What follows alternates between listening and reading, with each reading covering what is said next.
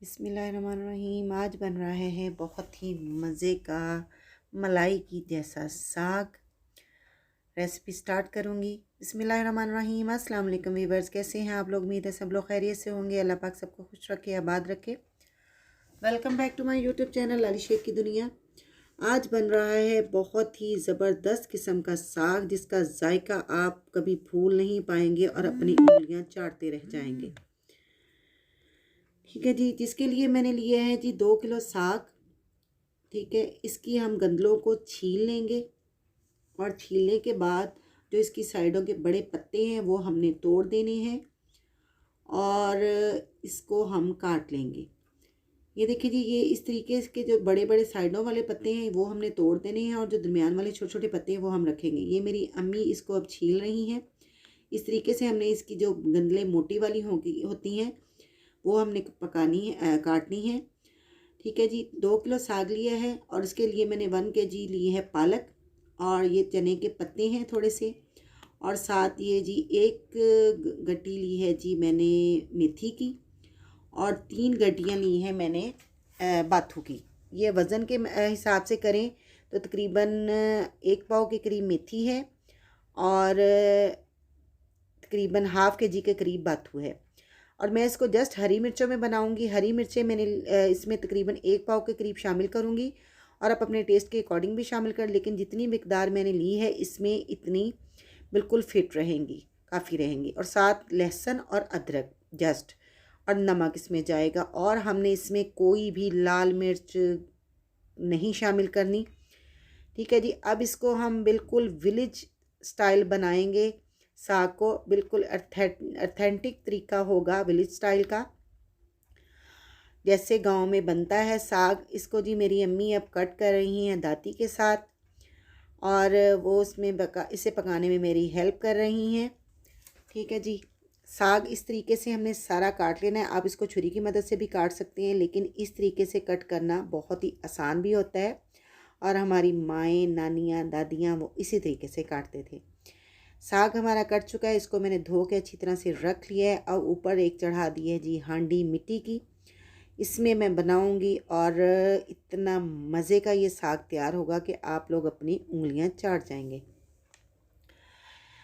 बिस्मिल्लाहिर्रहमानिर्रहीम। ये देखें जी, साग में मैंने इसमें तकरीबन ½ kg के करीब पानी शामिल कर दिया था। पानी गर्म हो गया था, और अब इसमें मैंने शामिल कर दिया है साग। जितना साग इसमें शामिल हुआ है वो मैंने डाल दिया है। साथ जी तकरीबन 2 गड्डी लहसुन छीला था, जिसके तकरीबन 30 से 35 जवे लहसुन के हैं, जो मैंने इसमें शामिल कर दिए हैं, और इसको हमने ढक के रख दिया है। ठीक है जी। तकरीबन आधे घंटे के बाद मैंने इसको चेक किया है, अभी भी इसमें इतना पानी है। हम इसे कम अज़ कम भी 3 से 4 घंटे के लिए पकाएंगे। ठीक है। अब इसमें शामिल कर दिया है मैंने जी 3 टेबल स्पून के करीब नमक शामिल करूँगी। आप अपने टेस्ट के अकॉर्डिंग भी डाल सकते हैं, लेकिन इसके लिए इतना नमक काफ़ी रहेगा। ठीक है। अब इसमें मैंने शामिल कर दी है जी हरी मिर्चें और अदरक, जो मैंने ग्राइंड कर लिया है। ठीक है, वो इसमें शामिल कर दी हैं। अब इसमें सारे मसाले जा चुके हैं। अब हमने इसमें कोई रेड चिली पाउडर, कोई हल्दी, कोई मसाला नहीं शामिल करना।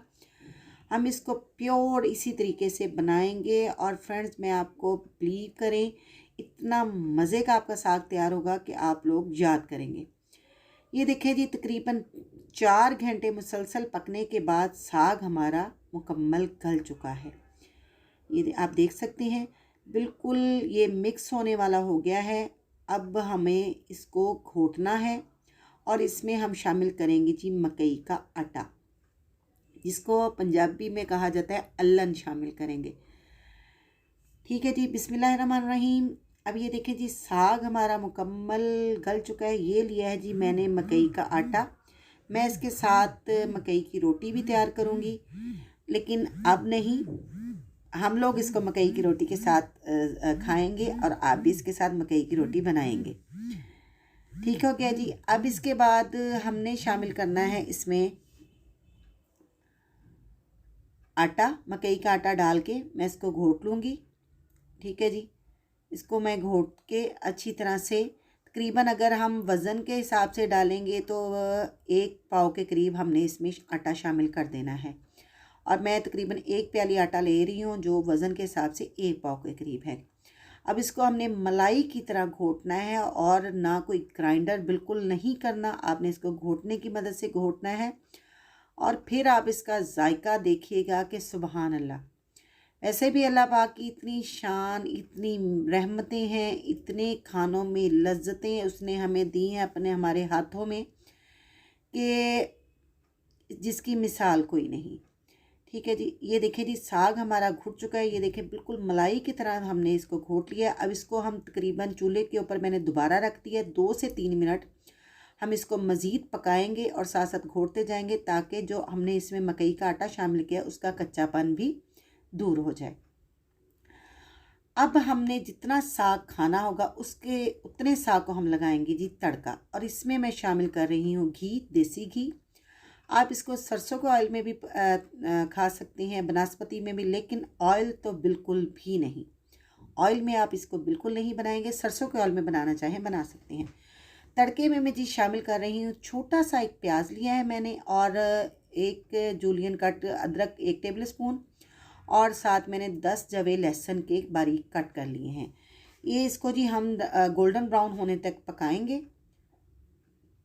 ये देखिए जी गोल्डन ब्राउन हमारा जो है लहसुन, अदरक और प्याज हो चुका है। अब इसमें हम थोड़ा सा पानी का छींटा लगाएंगे। नमक मिर्च जो हम साग में शामिल कर चुके हैं वो काफ़ी रहेगा। अगर आप अपने टेस्ट के अकॉर्डिंग इसमें नमक मिर्च और शामिल करना चाहते हैं, लेकिन ग्रीन मिर्च, हरी मिर्ची शामिल करनी है हमने, बिल्कुल भी रेड मिर्च नहीं शामिल करनी। इस स्टेज पे आप इसमें नमक मिर्च शामिल करना चाहें तो डाल सकती हैं, लेकिन मुझे इसमें कुछ भी शामिल करने की ज़रूरत नहीं। मैंने जो साग बनाया है उसमें हमारे हिसाब से नमक मिर्च बिल्कुल ठीक है। अब इसको जी इस तड़के में डाल के मैंने तकरीबन 5 से 7 मिनट इसी तरीके से पकाते जाना है। और जितनी बार हमने जब भी साग खाना है हमने उसको फौरी तौर पे तड़का लगाएंगे और खाएंगे। अब इसमें मैंने धनिया शामिल कर दिया है। ठीक है जी, साग हमारा अब मुकम्मल रेडी है। वीडियो पसंद आई है तो वीडियो को लाइक कर दें, मेरे चैनल को सब्सक्राइब कर दें। ठीक है, ये आपका मेरी तरफ से बहुत प्यार होता है, और अपने दोस्तों के साथ ज़रूर शेयर करें। उम्मीद है आपको ये आज की मेरी रेसिपी बहुत पसंद आई होगी। ये देखिए जी हमने इसको कर लिया डिश आउट, और साग होवे तो मक्खन ना होवे, ये किमें हो सकता है।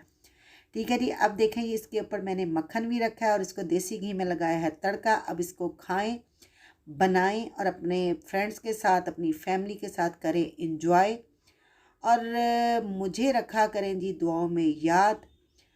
और प्लीज़ प्लीज़ आप लोगों से मेरी रिक्वेस्ट है कि मेरे चैनल को ज़रूर सब्सक्राइब किया करें, और जिन लोगों ने मेरे चैनल को सब्सक्राइब किया हुआ उनकी मैं दिल से बहुत शुक्रगुज़ार हूँ, और मुझे रखें दुआओं में याद। अब लाली शेख को दे दे इजाज़त। अल्लाह हाफिज़।